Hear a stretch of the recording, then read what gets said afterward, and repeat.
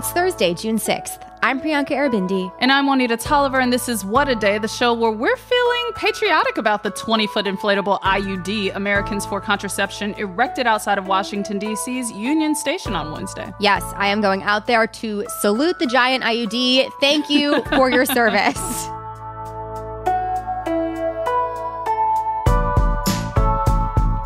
On today's show, Senate Republicans blocked a bill protecting access to contraception. Plus, we look at election results from this week's primaries. But first, former President Donald Trump's whopping 34 felony convictions propelled his campaign to a banner fundraising day. According to Trump aides, the campaign raised $53 million in the first 24 hours after the guilty verdict alone, bringing the total fundraising tally for the month of May up to $141 million. To put that into context, back in April, the month before, Trump's campaign reported that it raised $76 million total. Thus far in the election cycle, Trump has lagged behind President Joe Biden's campaign in terms of fundraising. But these new numbers, along with returning mega donors who once distanced themselves from the former president, could end up changing things. According to the nonprofit Open Secrets, in the 2022 election cycle, more than 2,000 super PACs reported receipts of over $1 billion. And that was just the midterms.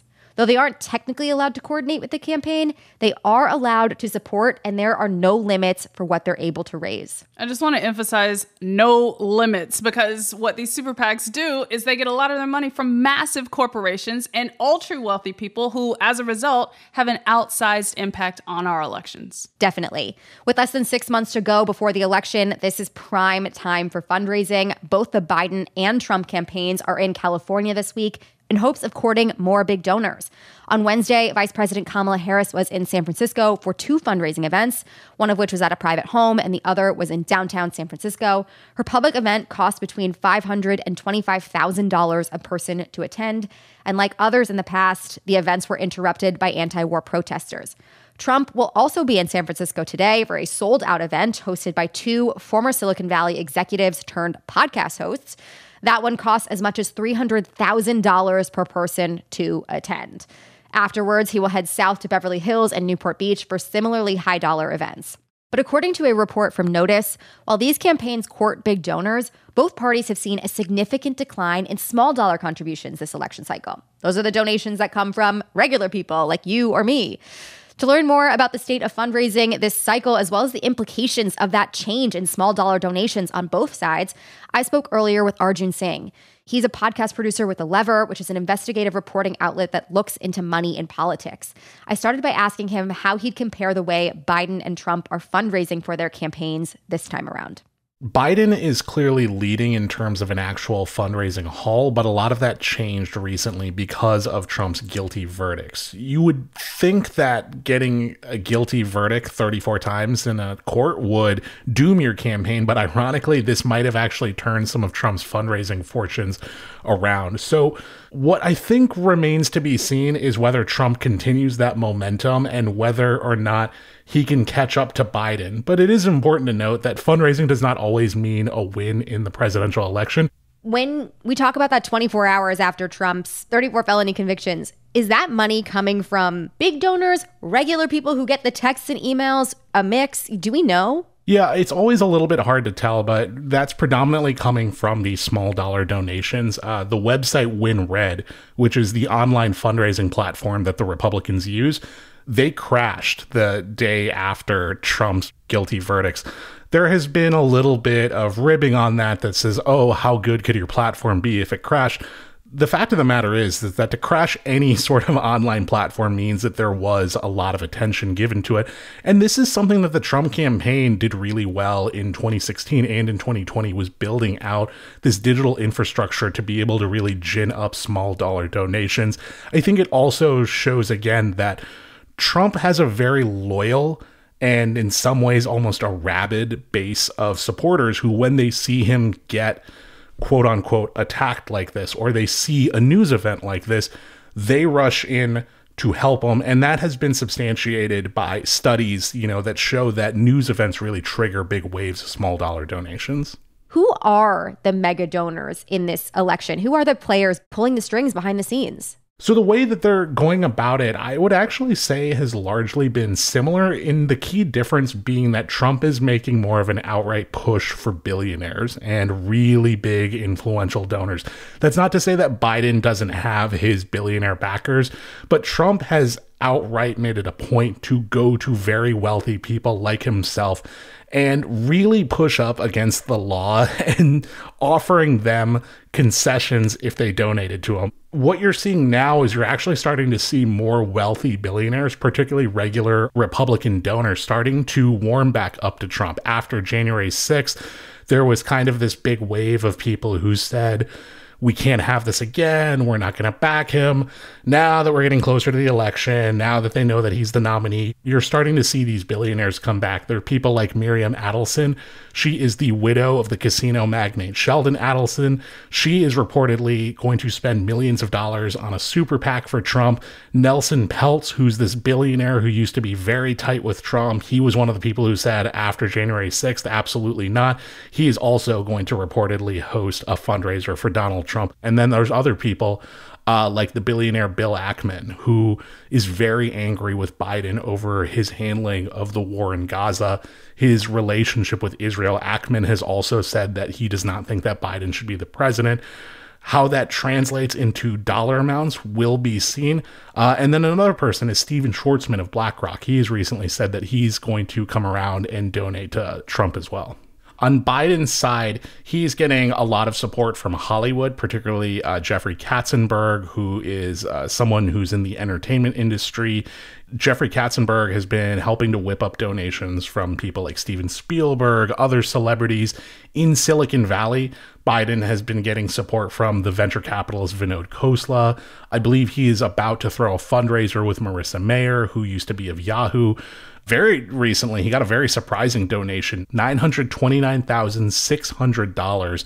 The maximum donation you can give to his victory fund came from someone named David Ellison. That is the son of the founder, Larry Ellison of Oracle. Right. So would you say that the focus is primarily on major donors this time around? How are they viewing these big donors in this cycle versus small dollar donations that they tend to get from regular people? Yeah, I think for the Biden campaign, that's always been Biden's style, is to really been working inside of traditional Democratic networks and to go through what they call bundlers, wealthy people who throw parties where they get a bunch of their wealthy friends together and you can raise a bunch of money from people simultaneously.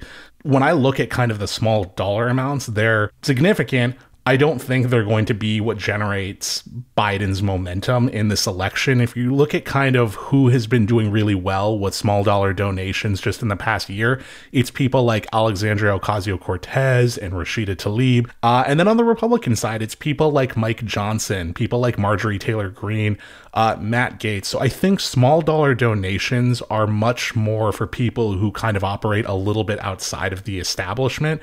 Biden is a very establishment-facing person. I think you're going to still see a significant amount of effort to get small dollar donations, but in this campaign, the principles are really going to be focused on these big ticket people, the billionaires, the bundlers. And I think that even tracks if you look back at how they did with small dollars in 2020, very significant amounts, 48.5% for Trump, 39% for Biden.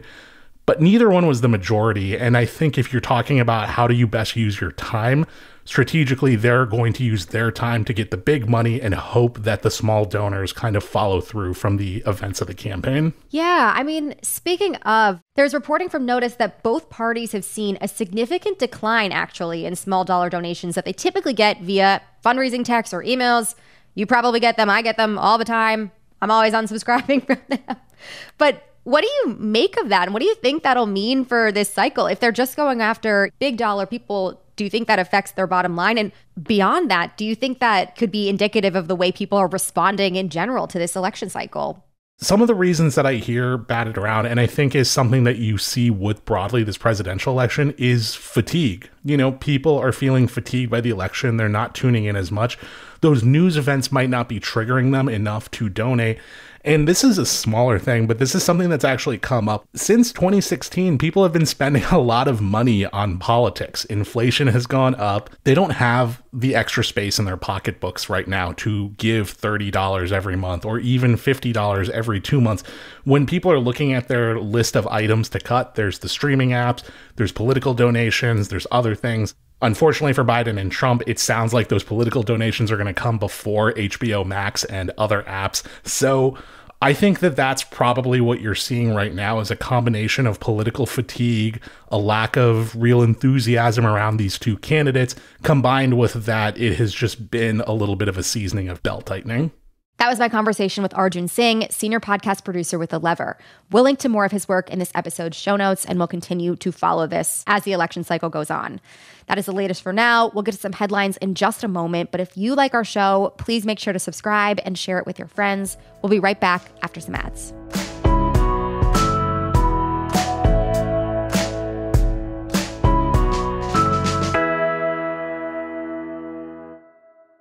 We need to talk. The acclaimed Showtime original docuseries Couples Therapy returns with an addictive and revealing new season. Dr. Orna is back in session, helping 4 new couples grapple with real issues from religion and sex to polyamorous power dynamics. Collider says couples therapy is like nothing else on TV. It's break up or break through on the new season of Couples Therapy. Now streaming with the Paramount Plus with Showtime plan. Visit ParamountPlus.com to try it free.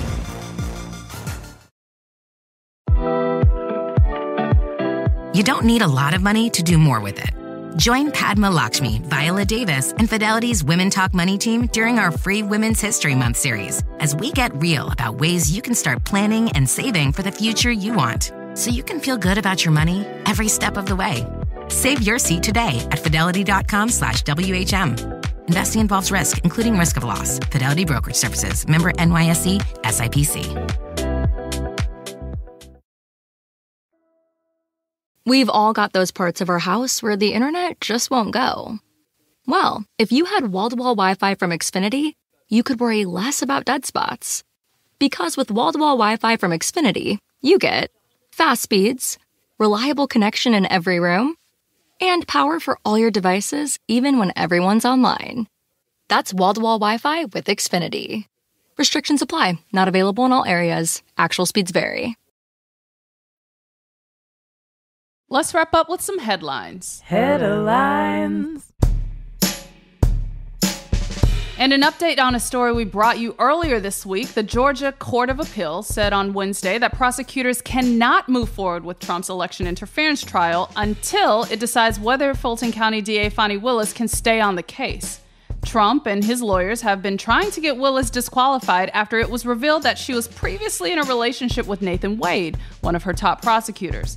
Fulton County Superior Court Judge Scott McAfee, the judge presiding over the case, said that Willis could stay if Wade stepped down, which he did. Trump appealed. Earlier this week, a tentative hearing date was set for October, and now the appeals court has until March of 2025 to weigh in. Wow. Wednesday's decision guarantees that the case will not go to trial before the November election, and it prevents McAfee from moving forward with any pretrial proceedings in the meantime. I'm sure Trump and his legal team is loving this decision. Absolutely. And not great things for everyone else. 2 major Senate races that could decide control of the chamber were finalized in Tuesday's primary elections. In Montana, incumbent Democratic Senator Jon Tester will face Tim Sheehy, an ex-Navy SEAL backed by former President Donald Trump. Tester is currently the only Democrat in statewide office in Montana, and he faces a tough fight to hold on to his seat. But Tester has won 3 close races before, so fingers crossed he will make it to 4, get out there, make some calls, do some fundraising to keep him in his seat. In New Jersey, Democratic Congressman Andy Kim will face Republican businessman Curtis Bashaw after Bashaw defeated the Trump-backed candidate in the state's primary, local mayor Christine Serrano-Glasner. While New Jersey wouldn't typically be considered a tough seat for Democrats to protect, incumbent Democratic Senator Robert Menendez this week filed paperwork to run as an independent in this race. Menendez is currently weeks into his trial on federal corruption charges. What could go wrong? I feel like he's got other things to tend to. Right. You're busy over there. Stay busy. It's fine. A 3-way race risks splintering the vote in favor of Republicans. Come on, sir. You got to let it go. UN Secretary General Antonio Guterres is calling for a global ban on fossil fuel advertising. Speaking in New York on Wednesday, Guterres called major fossil fuel companies the, quote, godfathers of climate chaos, and said governments should treat them more like tobacco companies and other industries that harm human health. We must directly confront those in the fossil fuel industry who have shown relentless zeal for obstructing progress over decades. Guterres also shared alarming new data from the World Meteorological Organization. The agency found there's now an 80% chance that world temperatures will surpass the warming limits set in the Paris Climate Agreement at some point within the next 5 years. Guterres said the world still has a chance to keep the planet from permanently warming past that limit, but much more needs to be done to cut carbon emissions. Last year was the hottest on record, and researchers warn this year could break the record again. Senate Republicans voted to block the Right to Contraception Act on Wednesday. The legislation would have enshrined the right to birth control pills, emergency contraception, condoms, and other contraceptives into federal law. Democrats knew Republicans would do anything to keep it from advancing, but they pushed the bill anyways to underscore the issue of reproductive rights ahead of the November elections.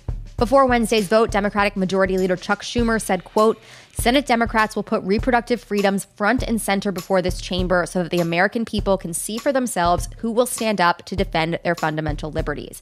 And speaking of contraception, researchers said this week that they are finally making progress on a form of birth control for men. The National Institutes of Health, along with the Population Council, have developed a gel that men can apply daily to their shoulders like a lotion to reduce their sperm count.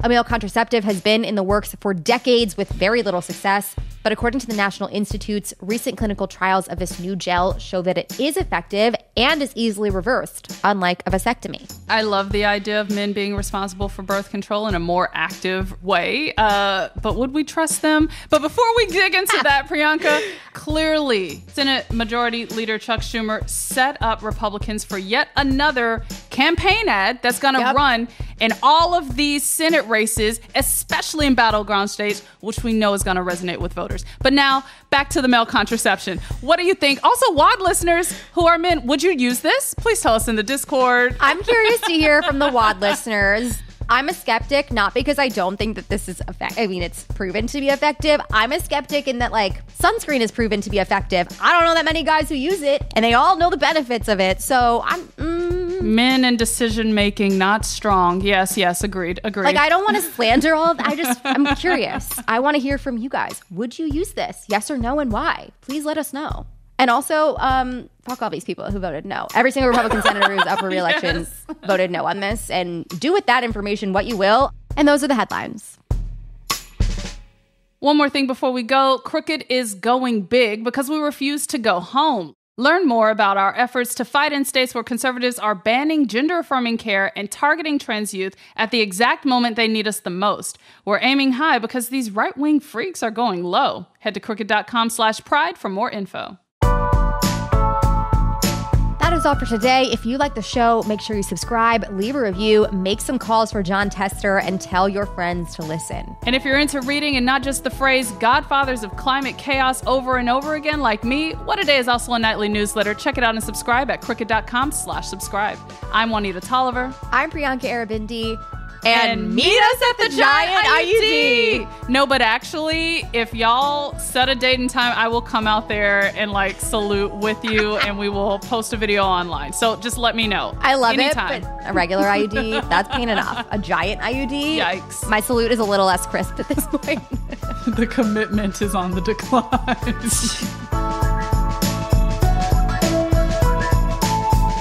What a Day is a production of Crooked Media. It's recorded and mixed by Bill Lance. Our associate producers are Raven Yamamoto and Natalie Bettendorf. We had production help today from Michelle Alloy, Greg Walters, and Julia Clare. Our showrunner is Erica Morrison, and our executive producer is Adrian Hill. Our theme music is by Colin Gilliard and Kashaka.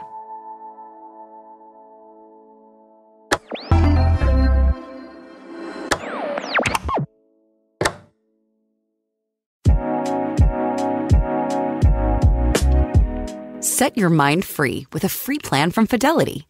Start by organizing your plan around what matters most to you.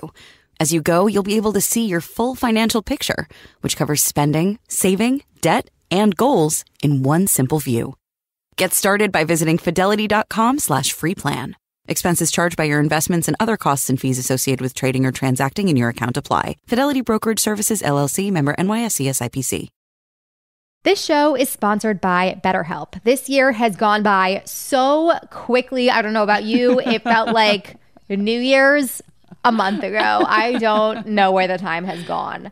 But therapy can help you take a moment, take stock of the progress you've made, and set achievable goals for yourself for the rest of the year. If you're thinking of starting therapy, give BetterHelp a try. It's entirely online, designed to be convenient, flexible, and suited to your schedule. Just fill out a brief questionnaire to get matched with a licensed therapist and switch therapists anytime for no additional charge. Take a moment, visit betterhelp.com/WAD today to get 10% off your first month. That is BetterHelp, HELP.com/WAD.